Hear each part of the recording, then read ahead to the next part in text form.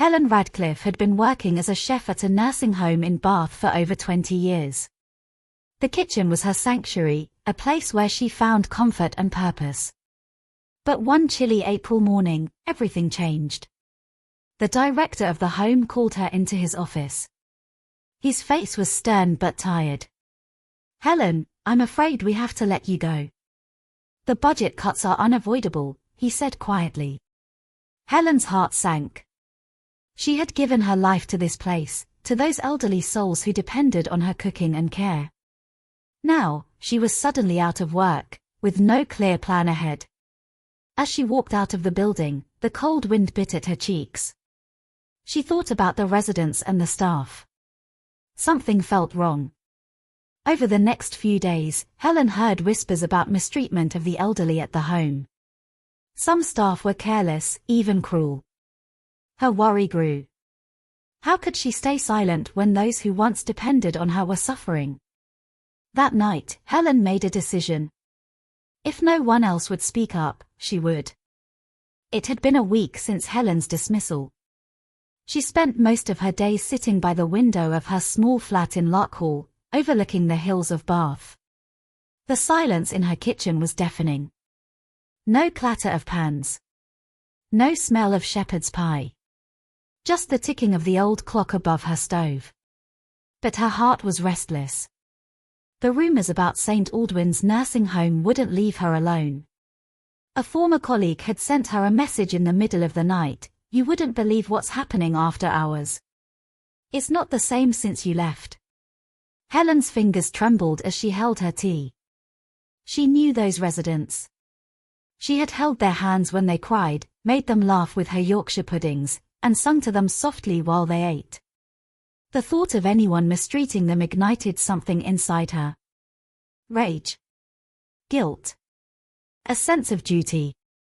She paced her kitchen. "What can I do?" she muttered. No one would believe an ex-kitchen worker. But then, an idea crept in. That evening, Helen dug through her old costume chest, leftovers from her amateur theatre days. Wigs, shawls, spectacles, a cane. She caught a glimpse of herself in the mirror and gave a half-hearted laugh. "If I can't be heard, then I'll watch." The next morning, she phoned the nursing home's main office, disguising her voice with a frail tone. "Good morning, dear," she croaked. "I'm calling about my mother. She recently passed and left behind a few things at your facility. I was wondering if you have a place for me now. I don't want to be alone anymore."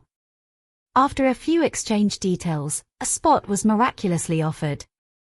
Apparently, one of the residents had been moved to hospital care permanently. They could take Helen in that very week. She hung up the phone, breathless. This was really happening. 3 days later, Helen arrived at the front gate of St. Aldwyn's with a small suitcase, wearing a floral dress, grey gloves, and large tinted spectacles. Her silver wig was neatly combed. Her steps were slow. Limping. Convincing. The receptionist, a young woman with bright red hair and a distracted look in her eyes, glanced up briefly. "Name?" "Eleanor Foster," Helen said, using her mother's maiden name. The woman typed on the keyboard, barely looking at her. "Room 14A. Someone will show you up." Helen's heart pounded. She had officially entered her old workplace, but as someone new. Someone invisible. The room was simple, but neat. A bed, a window facing the garden, and a small armchair in the corner. She unpacked slowly, carefully hiding her mobile phone, notebooks, and a small voice recorder beneath her clothes in the drawer. That night, as she lay in bed, Helen heard a faint sob from the next room. Then a muffled shout. The walls were thin. A man's voice barked orders, angry, impatient. Her jaw tightened. This was no longer her home, no longer her kitchen. But these were still her people. She would watch. She would listen. And when the time was right, she would speak. The first 2 days passed in a hush. Helen kept her head down, played the part, and moved slowly along the linoleum floors of St. Aldwyn's. She made polite conversation, played cards with a woman named Dorothy, and quietly observed. But she never stopped listening. By the third evening, something strange happened. At exactly 9 p.m., just as most residents had retired to their rooms, a harsh buzzing sound echoed from the intercom system, one that didn't belong to any official call bell. It was sharp, short, and quickly silenced. Then came the footsteps. Heavy ones. Male. More than one pair. They moved down the corridor outside her room, stopping every few doors. Sometimes there were muffled voices. Other times, only silence. Helen held her breath as the footsteps paused directly outside her door. A low voice whispered something. A chuckle. The sound of a key rattling in the lock. But her door wasn't opened. Not yet. The next morning, she noticed the residence seemed subdued. Dorothy, who usually chatted cheerfully over her breakfast porridge, barely touched her spoon. Across the table, Mr. Hughes stared blankly at his plate. Even the birds in the garden seemed quieter. Something had happened. Helen could feel it in the air. By mid-afternoon, she saw Nurse Sanderson, one of the newer staff, escort an elderly man into the quiet room, a converted lounge that had once been filled with books and puzzles but was now barren except for 2 chairs and a curtain. Helen waited. 10 minutes. 15. The door never reopened. She moved closer when no one was looking, inching along the hallway with the help of her cane. Peering through the small crack of the curtain, she saw nothing. No nurse. No man. Just an empty chair swaying slightly, as if someone had just left. That evening, Helen retrieved the tiny voice recorder she had hidden in her sock drawer. She clipped it to the inside of her cardigan, its red light blinking faintly. She joined the others in the common room, where a film was being shown. Her eyes were on the telly, but her mind was elsewhere, focused on the staff. Watching who entered. Who lingered. Who whispered to whom. Halfway through the film, she noticed Nurse Sanderson again. She didn't sit. Didn't even pretend to watch. Instead, she stood near the doorway, phone in hand, murmuring into her earpiece. Helen strained to hear. Room 11 next. Be quick about it. Then Sanderson slipped away. Room 11. That was Mr. Hughes. Helen stood abruptly, pretending she needed the loo. As she passed the hallway, she caught a glimpse of 2 male orderlies entering room 11, closing the door quietly behind them. She waited. 7 minutes later, they emerged with a covered wheelchair. Mr. Hughes's head was tilted unnaturally to the side, eyes closed. Just taking him for treatment, one of the men muttered. But something in Helen's gut twisted. They weren't taking him to treatment. They were taking him away. Helen didn't sleep that night. She lay still, eyes open in the dim light cast by the corridor's emergency lamp. Every creak, every shift in the floorboards outside her door made her heart clench. Mr. Hughes was gone. No one mentioned him at breakfast. No announcement. No suitcase in the hallway. Just an empty chair where he always sat, now pushed neatly beneath the table. Helen asked quietly, "Is Mr. Hughes all right?" Nurse Elaine gave a smile too tight to be sincere. "He's been transferred to a specialist facility, dear. Better care for his condition." Helen nodded, but she saw the way Dorothy flinched. She wasn't the only one who noticed the lie. That afternoon, as drizzle swept across the window panes, Helen made her way to the corridor at the rear of the home. It wasn't part of the regular walking area for residents, too many fire doors, too quiet. But it was there that she found it. A door with no plaque. No name. It looked like a storage room at first glance, but Helen had memorized the floor plan from her earlier days of volunteering here. There was no such room listed. And yet, the door stood there, flush with the pale wall, locked with a keypad. She leaned closer. A faint hum came from behind it, like a generator, or something else entirely. Helen took a step back and turned, almost colliding with Nurse Sanderson. "Oh, Helen. You shouldn't be down this way," she said briskly. Her tone had lost its nurse's warmth, sounding more like a warning than concern. "I was looking for the laundry chute," Helen replied calmly. "I dropped a pair of socks." Sanderson smiled too quickly. "The laundry is upstairs, remember? Come along now." Helen didn't resist. But as she walked back to the common area, she felt it again, that same electric pulse of fear, like a wire humming just beneath her skin. That evening, after dinner, she waited until the corridors grew quiet. Most residents had gone to bed or were being bathed. Staff movement slowed. Lights dimmed. She slipped out. Her body ached with every step, but she reached the rear hallway once more, recorder in hand.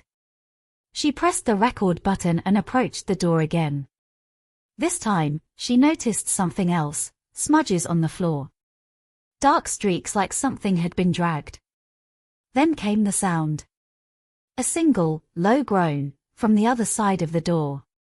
Helen's heart nearly stopped. She leaned closer. "Help." The word was faint. Barely audible. But it was real. She stumbled back, panic surging in her chest, but before she could turn to run, a hand seized her wrist. It was Nurse Sanderson. "I warned you, Helen," she hissed. "You're a clever woman. But cleverness can be dangerous here." Helen's voice shook. "What are you doing to them?" Sanderson's eyes glinted under the corridor's flickering light. "It's not about them. It's about funding. St. Aldwyn's runs on numbers. Empty beds don't pay. Transfers don't raise questions. But if someone starts poking around..." She leaned in closer. "You don't want to end up in the quiet room, do you?" Helen pulled her arm free, just as the hallway lights cut out. Darkness swallowed them both. And in that breathless second, Helen realized she'd just stepped into something far deeper than corruption. She was now a threat. And they knew it. The emergency lights flickered back on, casting long shadows along the cold, tiled floor. Helen blinked against the sudden brightness, her breath shallow and quick. Sanderson was gone. For a moment, Helen stood frozen, heart pounding like a drum in her chest. She glanced down at her wrist where the nurse had gripped her. There was a faint red mark, but no bruises. Her skin felt clammy. Her eyes drifted back to the mysterious door. The faint moans had stopped. With trembling fingers, Helen pulled her phone from her pocket and called Sarah. "Sarah," she whispered hurriedly, "I need you to come to St. Aldwyn's. Something's wrong. Really wrong." The line crackled. "Helen? What's happened?" Helen glanced around, making sure no one overheard. "I can't explain now, but trust me. Please come." Within minutes, the wail of sirens broke the usual quiet of the small town. Sarah pulled up outside the aged building, rain pelting the windscreen. Helen met her at the door, voice low and tense. "There's a room," Helen said, "where they keep patients no one knows about. Patients who don't exist in the records. I heard them crying. They're trapped." Sarah's face paled. Together, they headed for the rear corridor, avoiding the watchful eyes of the staff. Helen showed Sarah the locked door. They tried the handle. Locked tight. "Do you have a way to open it?" Helen asked. Sarah pulled a set of keys from her bag. "I used to volunteer here before moving away. I kept a spare." Helen's hands trembled as Sarah slid a key into the lock. It turned with a heavy click. The door creaked open, revealing a dimly lit room filled with the stale scent of disinfectant. Inside, beds lined the walls. Most were empty, but in the corner, a frail figure huddled under a threadbare blanket. Helen's heart broke at the sight. "Mr. Hughes," she whispered. He looked up, eyes wide and frightened. "Help me," he croaked. Sarah and Helen exchanged a grim glance. Outside, footsteps echoed. The two women shared a silent warning glance. "Quick," Sarah urged. "We have to get him out."